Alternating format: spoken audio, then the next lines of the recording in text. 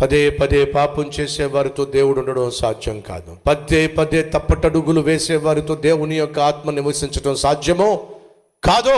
ఈరోజు మన మధ్య ఎవరైనా ఉన్నారా? తెలిసి పదే పదే తప్పు చేసేవాళ్ళు, పరిశుద్ధంగా జీవించవలసిన నీవు, ప్రతిష్ఠించబడిన నీవు, ప్రత్యేకించబడిన నీవు పదే పదే తప్పు చేస్తున్నట్లయితే విన్నో, దేవుడు నిన్ను విడిచిపెట్టేస్తాడు.